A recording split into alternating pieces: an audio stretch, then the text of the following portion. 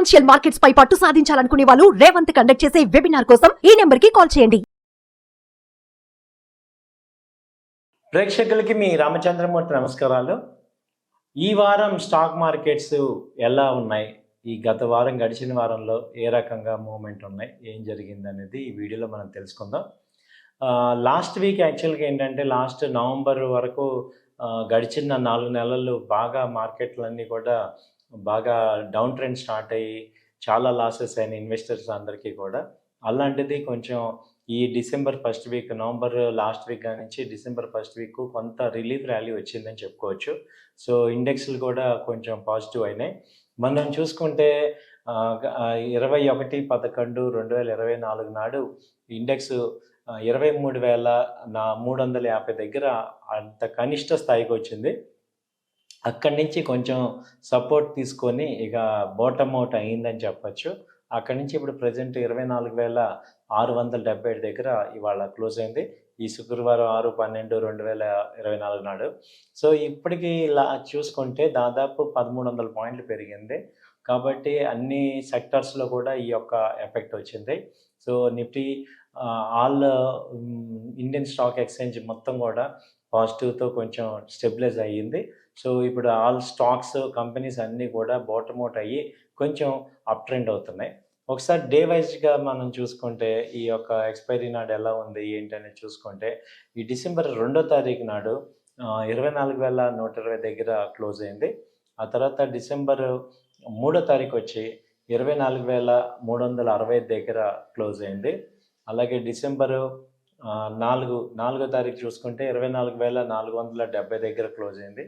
అలాగే డిసెంబర్ 5వ తారీఖు చూసుకుంటే 24,750 దగ్గర క్లోజ్ అయింది.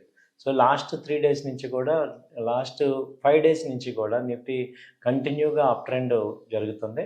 అలాగే ఇవాళ 30 పాయింట్లు మైనస్తో 24,677 శుక్రవారం నాడు క్లోజ్ అయింది. అంటే ఈ సోమవారం నుంచి మనం చూసుకుంటే మండే 2వ తారీఖు నుంచి చూసుకుంటే మనకి ఎంత మార్పు వచ్చిందంటే 24,150 నుంచి దాదాపు 500 పాయింట్లు పెరిగింది.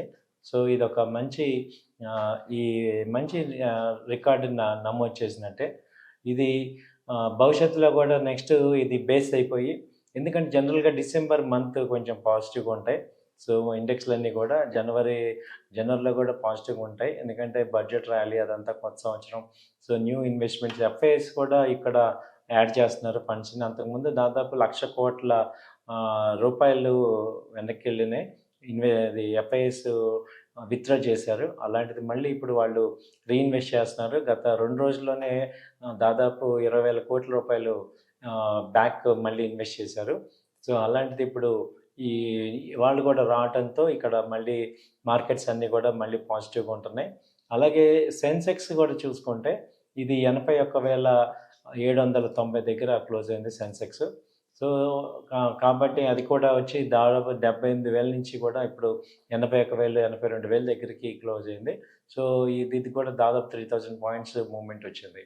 అలాగే బ్యాంక్ నిఫ్టీ కూడా చూసుకుంటే నిఫ్టీ బ్యాంకింగ్ రంగం ఏదైతే ఉందో అది 50,000 కనిష్ట స్థాయికి వచ్చింది. ఇది 21/11/2023 నాడు 50,000కి వచ్చింది. అక్కడి నుంచి ఇప్పుడు 53,500 దగ్గర క్లోజ్ అయింది. దాదాపు 3,500 పాయింట్లు పెరిగింది. సో బ్యాంకింగ్లో మేజర్గా చూసుకుంటే హెచ్డిఎఫ్సి బ్యాంకు బాగా పెరగటం, రాణించడంతో ఇండెక్స్ మొత్తం హెవీ వెయిట్ హెచ్డిఎఫ్సి బ్యాంక్ కాబట్టి అది బాగా పైకి తీసుకెళ్ళింది. దాంతోపాటు రిలయన్స్ ఇండస్ట్రీస్ బాగానే వచ్చాయి. అలాగే టాప్ నిఫ్టీ 50 కంపెనీస్ ఏవైతే ఉన్నాయో వాటిల్లో మంచి మూమెంట్ వచ్చినాయి. ఈ మధ్యలో అదానీ ఎఫెక్ట్, అదానీ కంపెనీస్ మీద మళ్ళీ ఆరోపణలు రావడంతో కొంచెం మార్కెట్స్ ఇబ్బంది పడ్డాయి, కానీ దాని తర్వాత అది తట్టుకొని మార్కెట్స్ ఇంకా ముందుకు వెళ్ళాయి. సో ఆ తర్వాత చూసుకుంటే బాగా పెరిగిన కంపెనీస్ చూసుకుంటే ఐటీ సెక్టర్స్ బాగా రాణించాయి. ఐటీ సెక్టర్స్లో మనకి ఇన్ఫోసిస్ కానీ, టీసీఎస్ కానీ, ఈ హెచ్సిఎల్, టెక్ మహీంద్రా ఈ కంపెనీస్ అన్నీ కూడా బాగా రాణించాయి. ఆ తర్వాత బాగా వచ్చింది ఏంటంటే ఈ బ్యాంకింగ్ సెక్టర్స్ బాగా ఉన్నాయి. దానిలో హెచ్డిఎఫ్సి బ్యాంకు, ఎస్బీఐ బ్యాంకు, ఆ తర్వాత ఈ ఐసిఐసిఐ బ్యాంకు బాగా వచ్చాయి.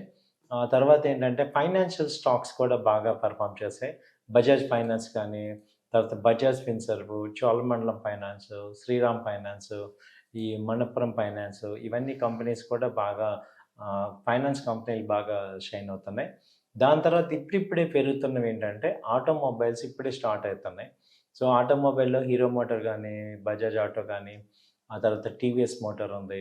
తర్వాత ఫోర్ వీలర్ తీసుకుంటే టాటా మోటార్స్ ఇవాళ కొంచెం ర్యాలీ స్టార్ట్ అయింది 800 దగ్గర నుంచి. ఎప్పటినుంచో ఇక్కడ సపోర్ట్ తీసుకొని పైకెళ్తుంది. టాటా మోటార్స్ ఒకటి, ఆ తర్వాత మారుతి, తర్వాత ఈ M&M ఈ 3 కూడా బాగా రాణిస్తున్నాయి. ఆటోమొబైల్ కంపెనీస్ ఇప్పుడు అందుకుంటున్నాయి.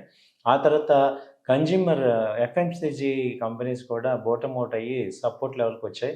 యూటర్న్ తీసుకుంటున్నాయి.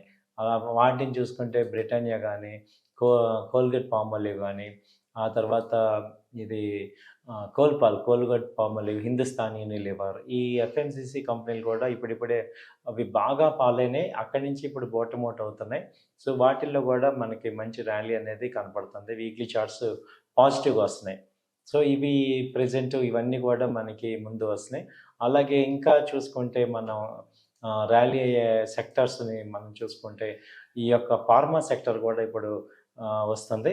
ఫార్మా సెక్టర్‌లో కూడా మేజర్‌గా ఫార్మా కంపెనీస్ డాక్టర్ రెడ్డీస్ కానీ, అలాగే సిప్లా కానీ, అరబిందో కానీ, తర్వాత ర్యాంబాక్స్, ఇవన్నీ కూడా కంపెనీలన్నీ కూడా బాగా పాజిటివ్‌గా వస్తున్నాయి. సో ఇలా ఈ 5, 6 సెక్టార్స్ మేజర్‌గా కూడా రావటం వల్ల ఇండెక్స్ అనేది స్టెబిలైజ్ అవుతున్నాయి. సో నెక్స్ట్ రాబోయే వీక్‌లో కూడా ఇది కంటిన్యూ అయ్యే అవకాశాలు కనపడుతున్నాయండి. సో కాబట్టి ఏంటంటే చాలామంది ఇక్కడ ఇన్వెస్ట్ చేసి ఎప్పుడు ఏ రేంజ్‌లో ఇన్వెస్ట్ చేయాలి అనుకున్న వాళ్ళందరికీ కూడా ఇది ఒక మంచి అవకాశంలాగా మార్కెట్స్ కనపడుతున్నాయండి. థ్యాంక్ యూ అండి. ఇది కేవలం మా వ్యక్తిగతమైన విశ్లేషణ మాత్రమే. మీరు కూడా 1, 2 సార్లు చూసుకొని డెసిషన్ తీసుకోవాల్సిందిగా కోరుచున్నాం. Thank you. నమస్తే.